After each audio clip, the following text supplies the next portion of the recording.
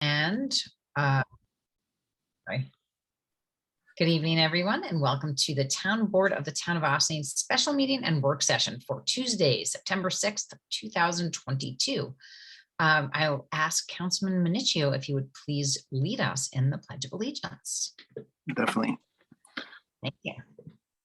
I pledge allegiance to the flag of the United States of America and to the republic for which it stands, one nation, under God, indivisible, with liberty and justice for all.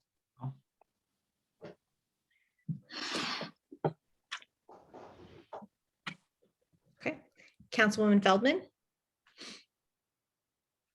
Present.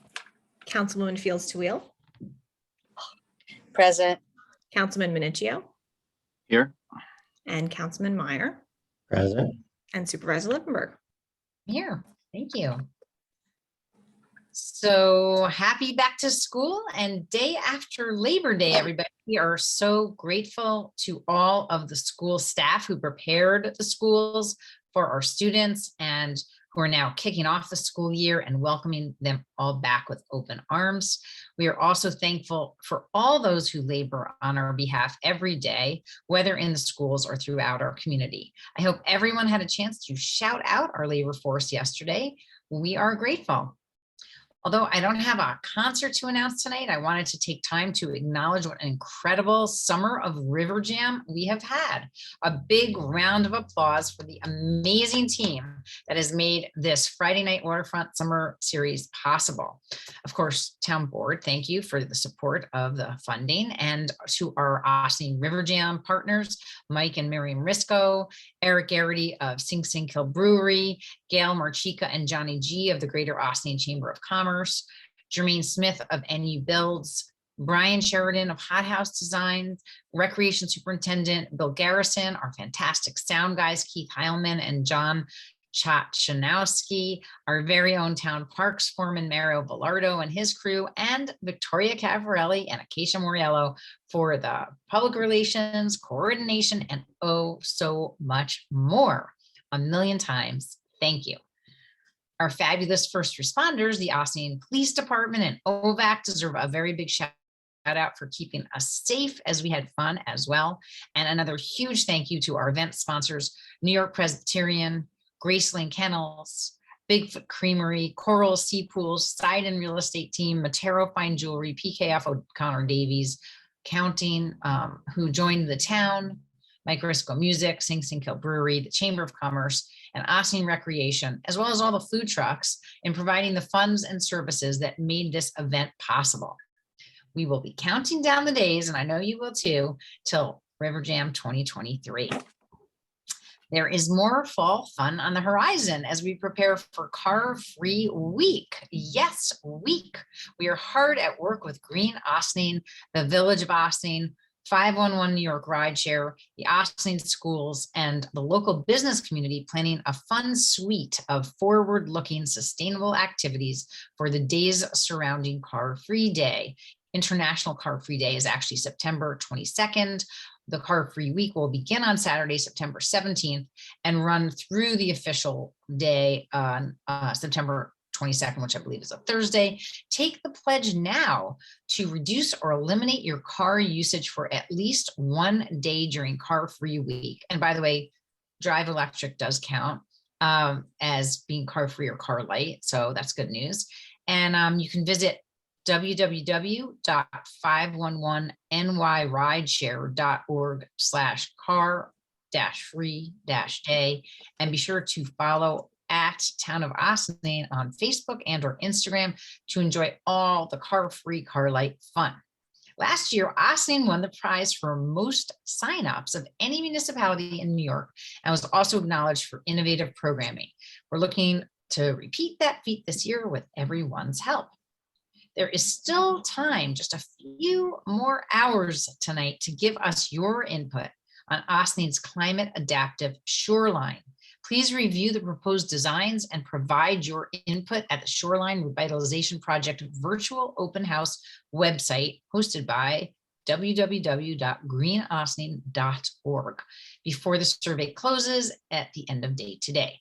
You do not need to have any special expertise to participate. All you need is approximately 10 minutes to review the designs and share your opinions of them. The New York City Department of Environmental Protection has informed us that beginning next week, they will begin to draw down water levels in the New Croton Reservoir to allow for routine operational inspections of the New Croton Dam and spillway. As DEP begins lowering the water level of the reservoir, there will be significant increases in the flow of water into the Croton River. Members of the public should be extra cautious while the increased water is released. Activities such as wade fishing and kayaking are discouraged, as the fluctuating flow in the river could make them unsafe. DEP will initiate the increased release starting on or about today, September 6th, and continuing until approximately September 27th. More details are on the DEP website.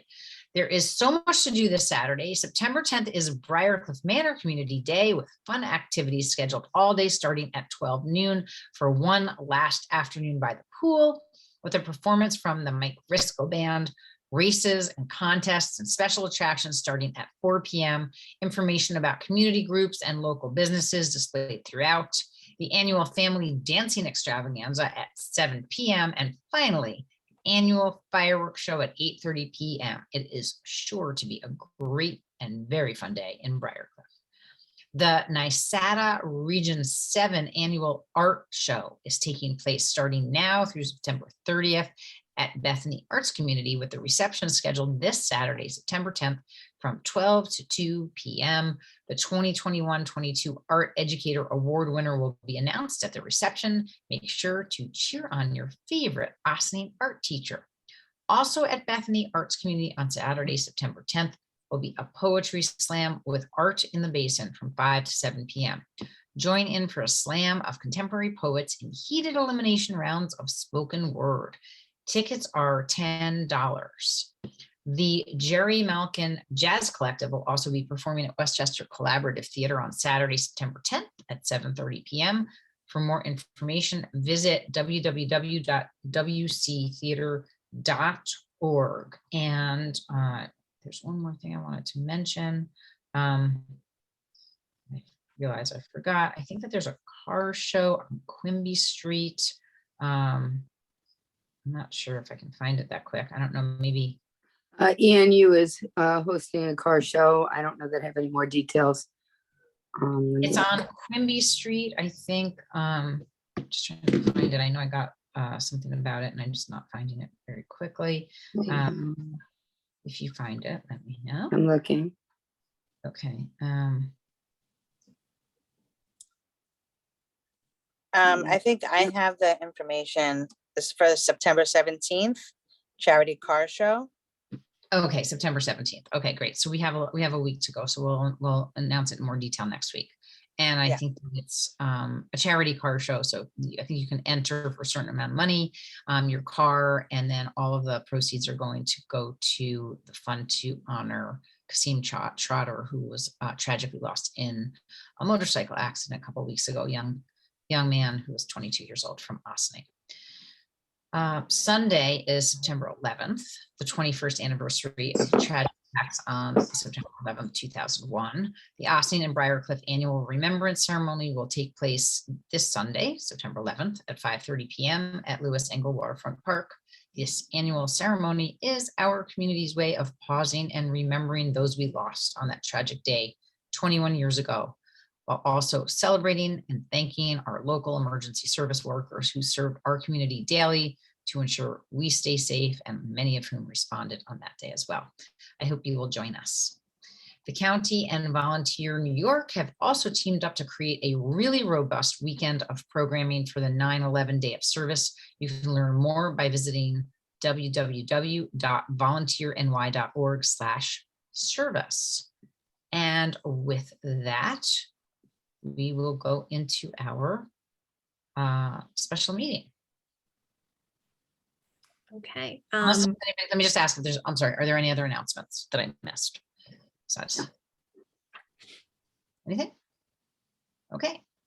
Now, Okay. over to Victoria. Okay, tax payment plan 18 Knoll View. Whereas the town of Austining is required to collect town, county, and school taxes for the municipality with the onus on the town to make whole the county and school district for any uncollected taxes. And whereas the receiver of taxes has been approached by a property owner requesting a short-term payment plan for the property at 18 Knoll View, tax parcel designation ID number 97.15-2-16. /903.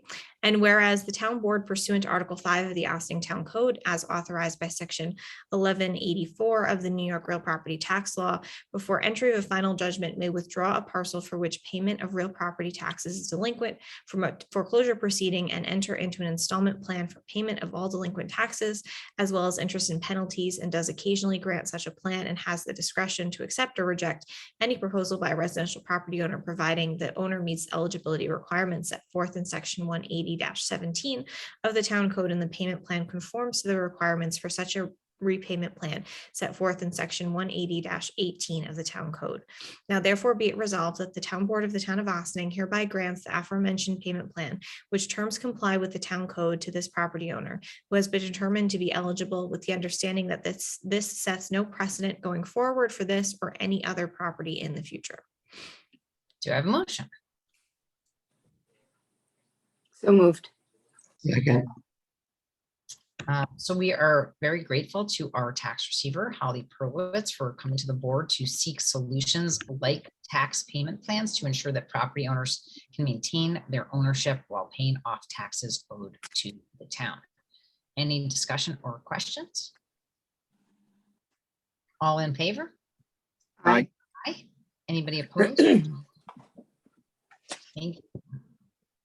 Personnel resignation. Resolved that the Town Board of the Town of Austining accepts with regret the resignation of Nicholas Ferreo from the part-time position of laborer in the Town Highway Department effective September 2nd, 2022. Have a motion. So moved. Second. So Nick has worked for the town for a few seasons as a seasonal laborer, and now it's part-time now in the highway department, and we wish him the best of luck in his next chapter. Discussion or questions? All those in favor? Aye. Aye. Aye. Anybody opposed or abstentions? Thank you.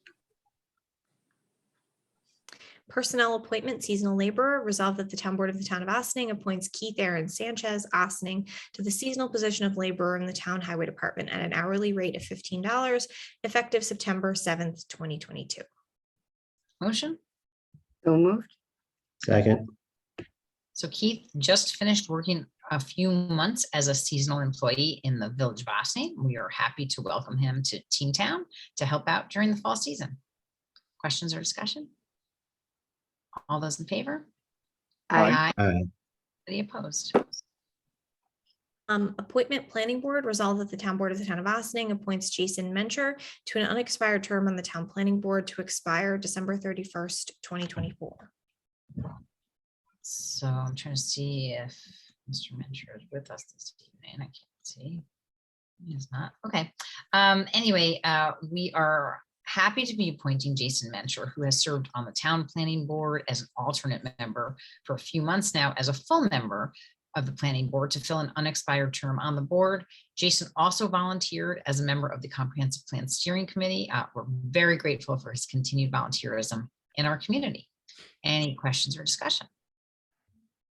All those in favor? You need a So motion. moved. I need a motion. Sorry, I was wondering if I forgot that. Okay. So moved. Motion. Second. All those in favor? Aye. Aye. Anybody opposed? Thanks. Okay. Contract CDBG CV grant for Wi-Fi in Austining Parks. Resolved that the Town Board of the Town of Austining authorizes a supervisor to sign an agreement with Westchester County for the purposes of receiving $57,644 in CDBG CV grant funding for Wi-Fi in Austining Parks. Motion. Happily moved. Second. Thank you for that. Some time ago, the town learned that we had been awarded funding under CDBG specifically for COVID-19 response to fund a Wi-Fi in the Parks project at Lewis, Engel, and Gordine Parks. We are very excited to get this started. I can say that it came out of the need during COVID for people to find places where they could do their work, do their homework, and parks were a place of respite and safety. So it was something that occurred to us that we could make life easier. And that's why it's specifically considered COVID dollars, I guess you could say. So we're excited that we're finally getting the contract and we can get started. Any questions or discussion? All those in favor? Aye. Aye. Anybody opposed? Might I have a motion to adjourn to work session? So moved. Second. All those in favor? Aye. Aye. Anybody opposed? Okay, so I think we are missing, are we missing our 1, 2, 3, 4, 5, 6, 7, 8, 9. Okay, I think we were missing our guest for the first work session agenda item. So we're going to skip to our departmental report from the one, the only John Hamilton, our building inspector, for what is likely to be his very last report to the town board before resuming his retirement this fall. We're still working on that, but for now, we're going to say it might be your last. Welcome, John. Thank you. We've been pretty busy. I took a look at the report here. We've issued out 100 building permits, 82 electricals, 23 mechanicals, 30 plumbing, 71 title searches, 18 tree permits, predate inspections, only 6. I've done several hundred inspections, and we're really busy. We're doing very well on revenue, better than I thought we would, with COVID just winding down. We budgeted $90,000 revenue for the year. As of today, we're at $110,580. So we're about $20,000 over budget. We have about 4 months to go. So we're doing good in that area. Over budget in the right direction. We usually There when you you say go. over budget, it's not good. We like it this way, right? There you go. There you go. I took a look at some of the items before the planning board. We have the Pacucci subdivision, which is 1 lot on Croton Dam Road. That I think is going to be coming out of the planning board heading to ARB within another meeting, maybe 2 at the most. River Knoll, I don't know. It's still there. Then we have the Rinaldi subdivision on Stormy Town, 9 houses. He's out of planning. He has a few things left to do before he goes to ARB, but he is out of planning already. Terra Rustica just went back into planning because they want to take that porch that they just did and they want to enclose it. So they'll be working with the planning board on that. On Cedar Lane, we had the gentleman that was doing some filling and grading on his private road. So he's before them now. And the solar panel farm and charging system, or whatever the words are, at St. Augustine's is finalizing their paperwork to submit a building permit. So everybody's busy. We're really busy. Battery energy storage. Battery energy storage. Battery and energy storage. I couldn't get it right. I went to the Okay. dentist today. Bear with me. Dana asked me to do a little bit of a background on this new program that we're just getting involved in. And the New York State Energy Research and Development Authority, which we know it by its abbreviation of NYSERDA, created a pilot program to assist local jurisdictions and the property owners with compliance of the New York State Energy Code and the New York State Stretch Code. It's called the Third Party Support Program. The pilot program established a list of qualified engineers, architects, and code enforcement officials to assist in this project. They are able to conduct reviews of plans for compliance with these codes prior to submittal to the town. They also can perform inspections of buildings under construction for compliance with the approved plans regarding these codes. This program is completely voluntary, and the request would come from the applicant and not the town. We will supply the list of qualified persons via a link on the town website and on our permit applications. Again, this is a voluntary program and an applicant is under no obligation to use it. But in order to enroll our town into the program and qualify for a grant, we were required to take a course to understand it and also how to implement it. By completing the course, the town qualified and Dana and Victoria were successful in receiving the grant. Part of the grant money will go to the purchase and implementation of an online permitting program for use by property owners, contractors, architects, and engineers to apply for various permits through the building department. The additional monies will be used for various projects and programs that can be better be explained by Dana and Victoria. The program is a pilot program right now. If it's successful, it may expand into other areas of plan review and compliance inspections. But right now, the program is focused purely on energy compliance. So that's a little background on this program. And we're starting to work with them. Victoria, Dana, we've all been together and working on it. And I know some more work has to be done with Christy, and we're moving along. Fantastic. That's awesome. And I thank you for that update and that report. And it's all very good news. I don't know, Victoria, if you wanted to add anything to anything that John had just said. I think he summed it up very succinctly and well. So thank you, John. But I think the upshot is too that the town board will have to adopt a resolution as to sort of initiate the process and indicate that the town is, interested in is participating in this pilot program and will make these third-party reviewers available to applicants. So we are going to be taking a closer look at that resolution with our town council over the next week, and we'll hopefully have the resolution before the board at next week's meeting for your consideration. And we're very grateful. Do any of my colleagues have any questions for our building inspector? And thank you for taking the course, even as you're had your one foot out the door. We appreciate it, and I'm sure that will benefit you in ways as well as benefiting the town. And we're again grateful for all that you have brought to the town, John, and also all the training that you've offered to your staff. And I know that the building department is one that is very well regarded, and we really do appreciate all your good work for the town and for the community. It's been very much our pleasure working together. Well, I'm very proud of the work done by my staff. As you know, they really are doing a fantastic job in all the avenues that are open to them. Just a quick thank you again to the board for everything. People don't realize how great this town is. They truly don't know how hard the employees work and how great they get along together. It's amazing to see all the cooperation. I can call Pete at 11 o'clock at night. He won't answer. No, I can call Pete 11 o'clock at night and tell him, Chief, I need somebody to board up a building. Can you do it? And he sends somebody right out there. And he can call me and say, there's rocks on the road. Can you go get this homeowner and take care of it?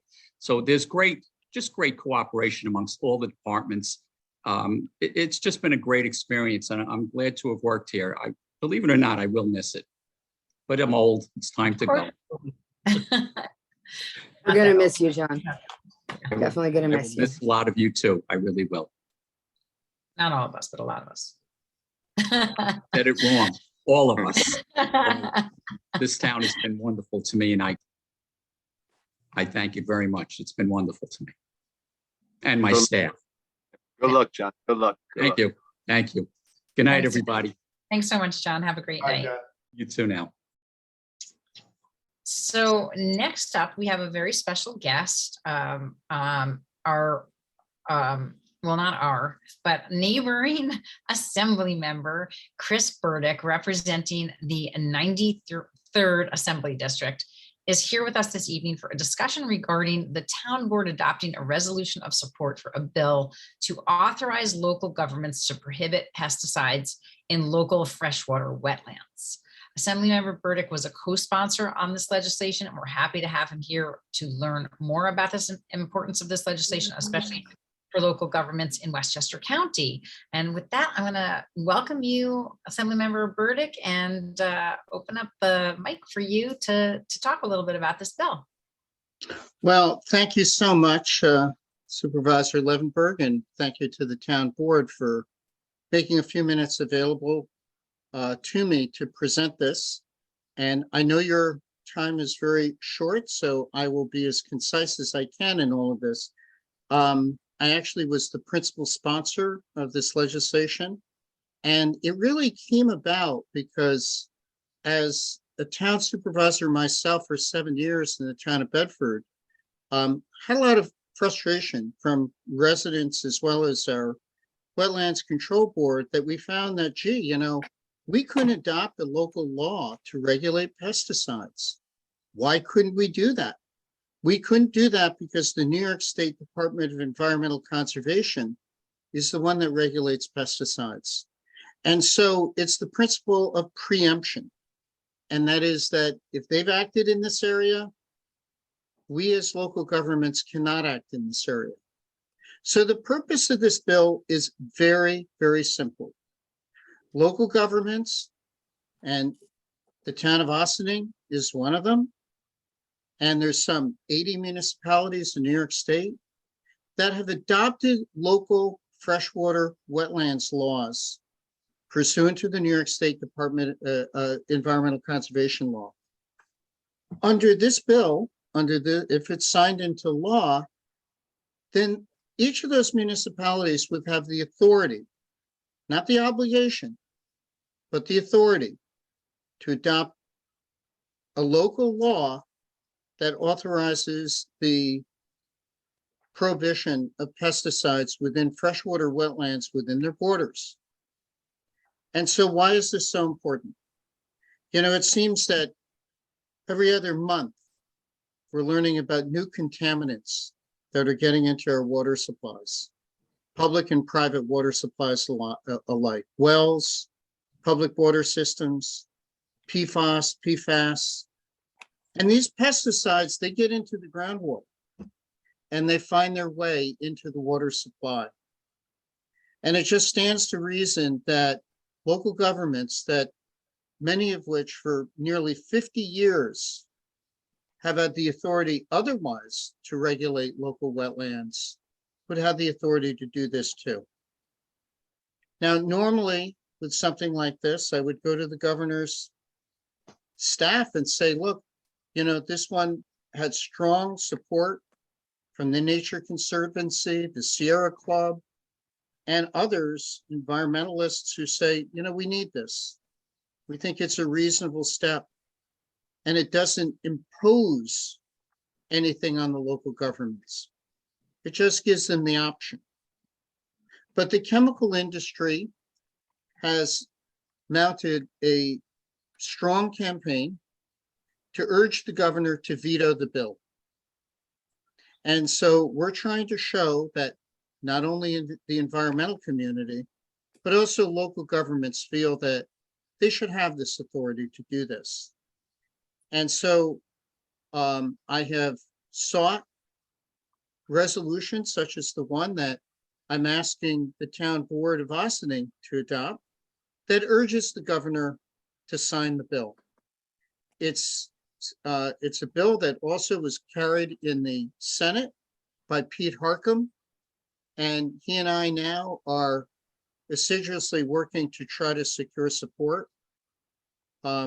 This coming Thursday, the Westchester Municipal Officials Association will be considering a letter to be sent to the governor also on behalf of WMOA to sign the legislation.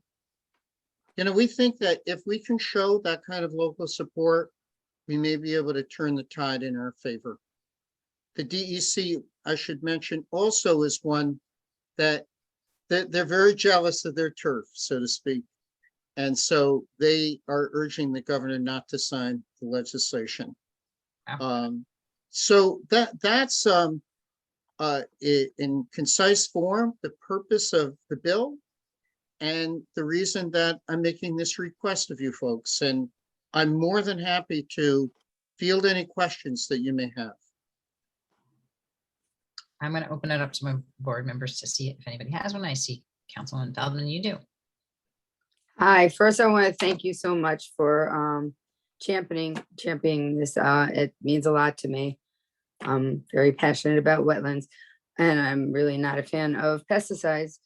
I was going to ask why we couldn't do it throughout the community instead of just wetlands, but I guess you're having a heavy lift with the wetlands alone, so maybe we can do this in steps.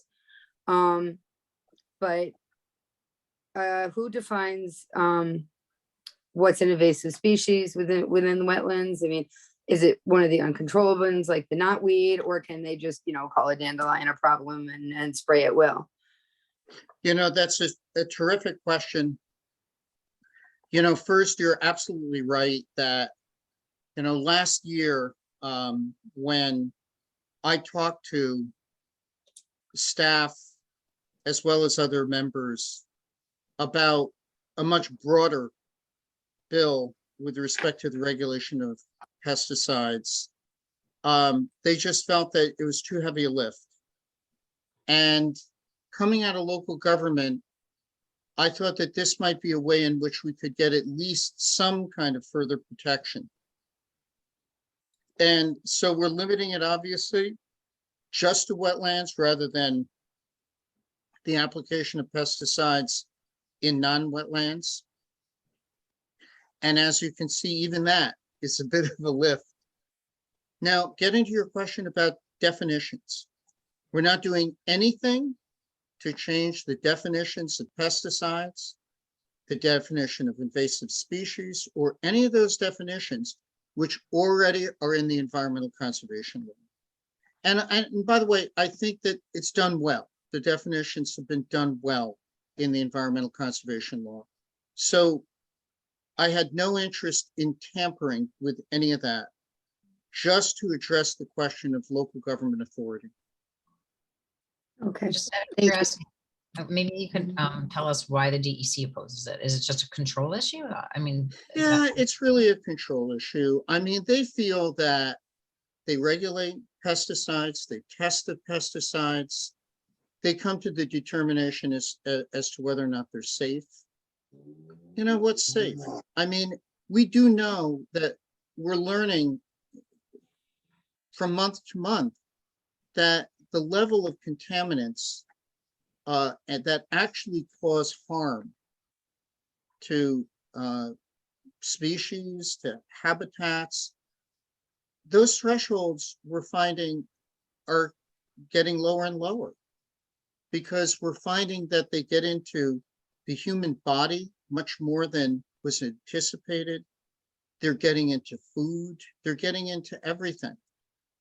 And so my point is that local freshwater wetlands are so critically important to the purity of our drinking water that the default setting should be no pesticides, but that still would be made as a local government decision under this. It's not mandating. It's not a state law that's banning the application of pesticides in wetlands. It's still ceding, restoring home rule authority. This is really a home rule bill. Sure. So, Yeah. but it's a great question. I think a lot of it is turf. Got it. It really is. They feel that they're doing a good job, and don't misunderstand. I think the DEC overall does terrific work, and we work with them all the time. And we just happen to disagree with them on this one. Okay, great. Any other of my colleagues have any questions or comments? I have one more. Any Sure, way we could, please. is there any way we could stop spraying pesticides along our highways? That's another super question, because I have to tell you, up in my neck of the woods over here, which is northern Westchester, Bedford, North Salem, Lewisboro, we have actually been pushing New York State DOT to stop the application of pesticides along the roads. And, we're hearing it from walkers. We're hearing it from cyclists. They don't want to be exposed to that. And we're not, frankly, making the headway that I'd like to see. But that's certainly something, if you're interested, and I'm hopeful that Dana Levenberg will be one of my colleagues next year, we will work on it. Sounds great. Sounds good.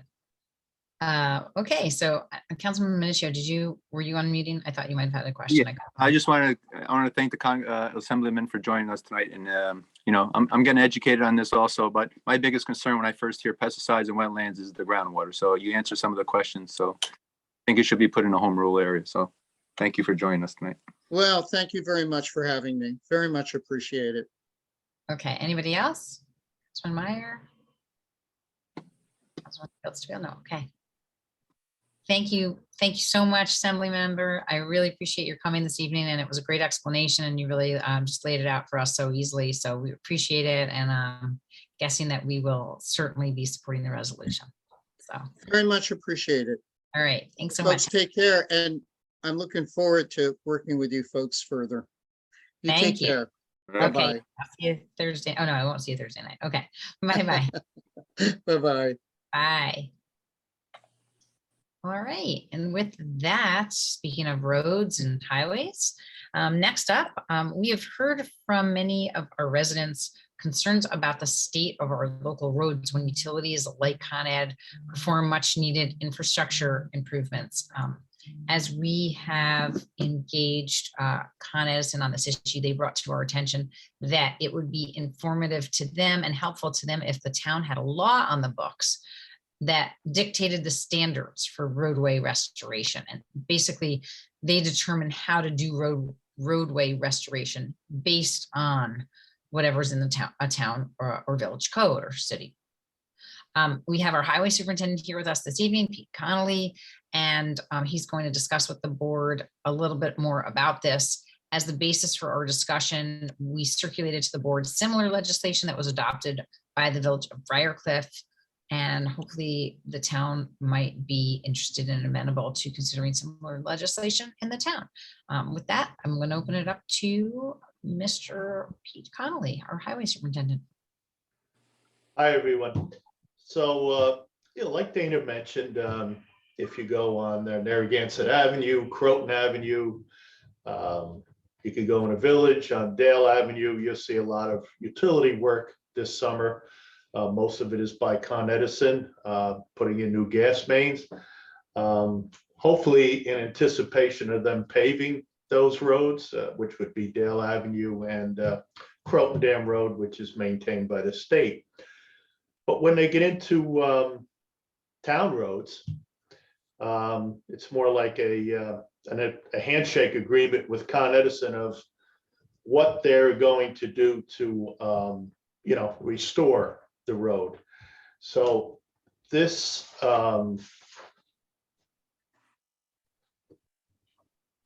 legislation, I guess, that Briarcliff has would, come in very handy on the restorations of after a public utility or a private contractor or property owner takes on a project out in our streets. So it would tell them exactly what they would have to do to restore the roads. So, there's all different limits, how far they go, if they go halfway across the road, if they go a quarter of the road. And it also affects sidewalks, which we don't have a lot of in town, but we do have, some, especially on North State Road. Also, they would have to replace the pavement markings that were disturbed during the excavation. And requirements on the use of road plates, which you can see now on those streets I mentioned, there are probably, 50 of them at one time. And it would also show them what to do about the road plates during the winter months, how they have to be recessed, that the plows won't be able to hit them. Non-skid coatings would also be required.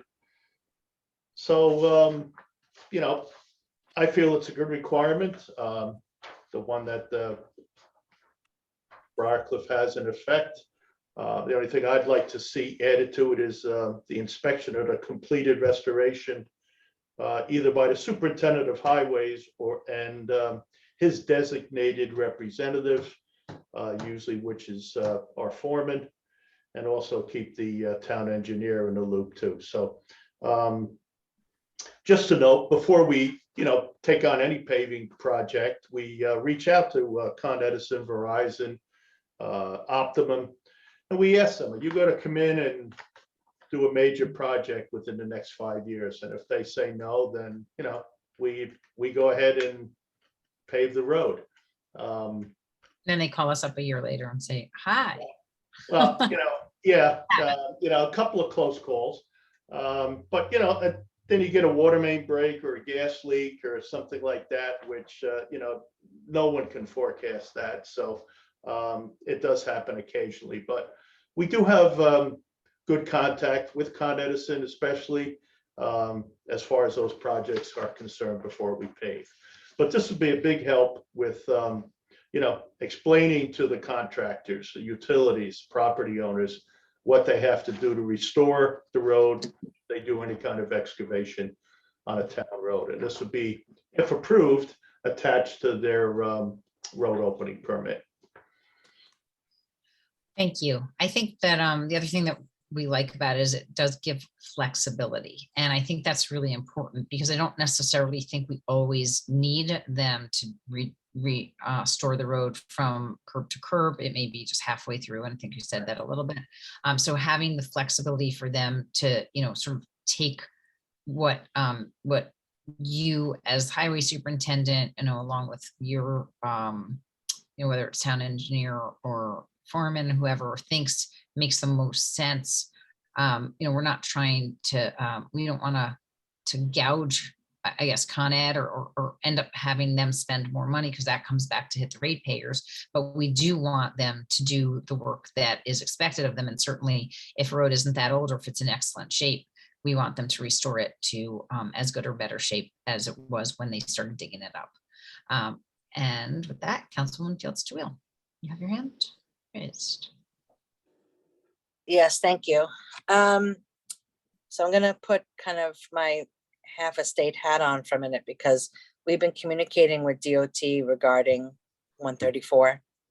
And what I've been told is that the terminology full width restoration needs to be in any document that when you're talking about any restoration.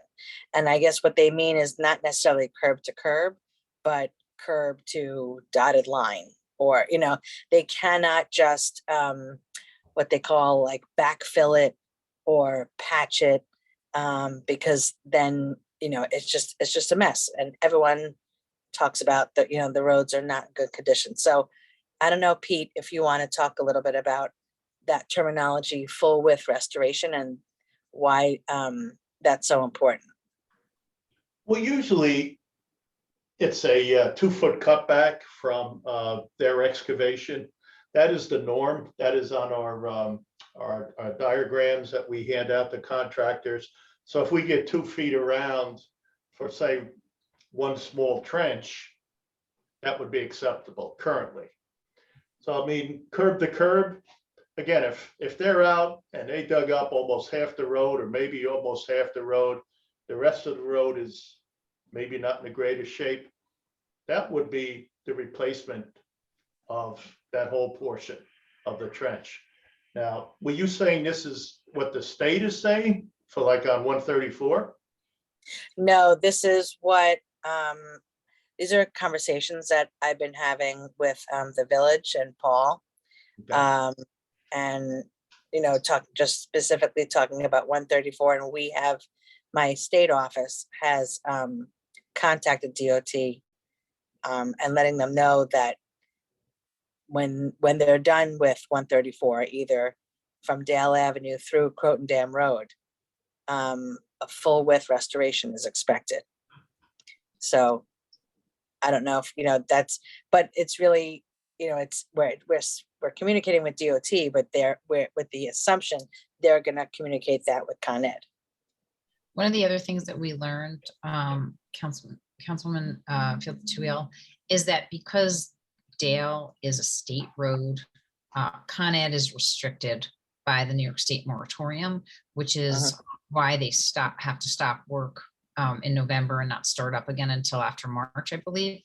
And that is something that actually the village and or state representatives could lobby them specifically to say, well, if you're going into a moratorium, either it could be extended and they can finish the work if they were close, or they could be required by the state basically to say you can't just have these metal plates here all winter long and for another, 6 months. You need to replace those and fill in, fill in all the, patch up the whole road, and then you're gonna have to dig it up again. But that's something that, again, if they are not done this year, I think it's important that the state do lobby for that, because it's just absolutely ridiculous how long that road has been dug up. And it's, as far as I can see, it's a, social justice issue personally. Mhm. Well, this Safety does- hazard. So, yeah, I guess sometimes terminology is important, and we should find out if it's important for that to be in there from a legal standpoint, for us to have a leg to stand on when they don't do it as we expect.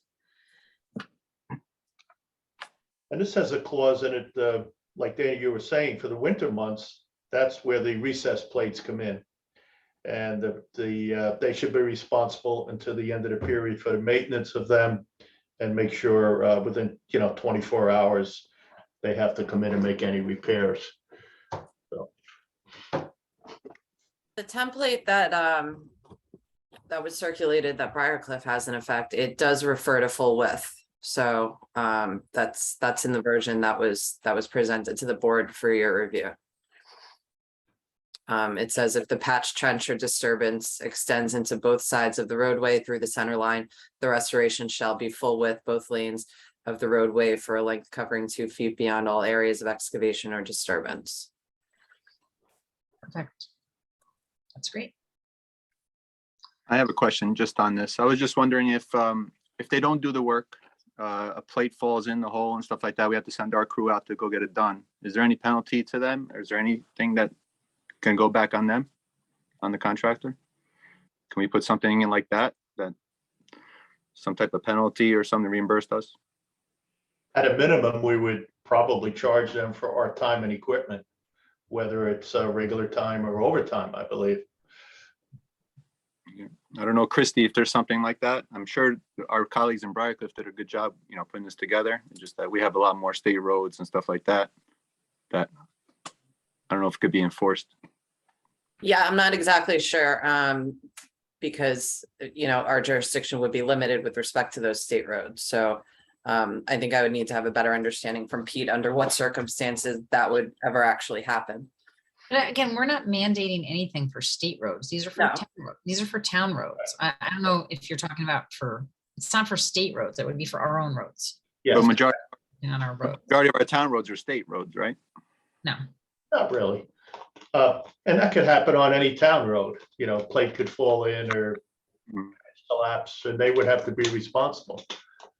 And again, what we would usually do is, count our man hours and manpower and equipment and send the bill to, could be a private owner, could be a utility or contractor. And that's how we, recoup our expenses. Just to be clear, we cannot mandate this, whatever road to road restoration on state roads in the town. This is for our own town roads. Is what this legislation would apply to. I just feel the community was more upset to cause this all because of what they saw on the construction that happened on the state roads. And, I wish we had something that can at least notify us that they're coming in here and digging. I don't know if there's a proper channel mechanism in place that Right. when a utilities company comes into our town state road and digs. Well, Just to they let are us, required. They have to get a permit, and they are required to notify us. Okay. Unfortunately, the notification is often insubstantial, but we have learned that we can call for a meeting when they send us a notice of that, that they're going to be doing some work in the area. Because when they send us a notice of doing some work in the area, it's it could be like, we're going to be doing some work in the area of XYZ from X day to X date. And it's, that's it. It's a one sheet. It's not detailed at all. We don't know what they're doing. And we can call for a meeting at that point to basically review what the work is, what the timing is, and if we have any requirements that we would like them to acknowledge.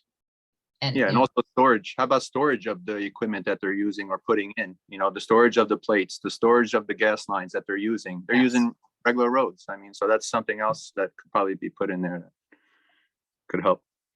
yeah, and Pete, I don't know if you want to comment on that at all. It has been addressed. I did discuss it with Paul because it affects town and village at one time.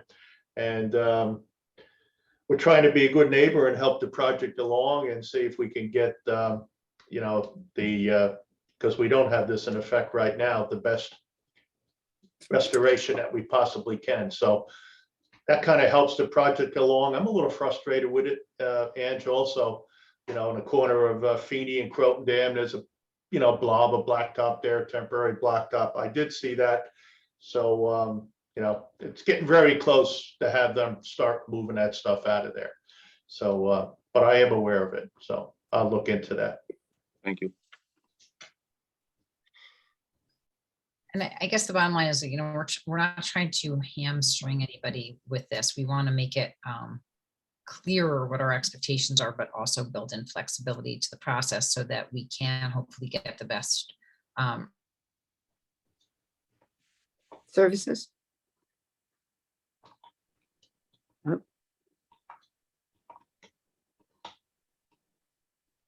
She froze. I'm stuck. Smile. Hey, come back. She froze. Oh, no. Oh. Let me see if she's okay.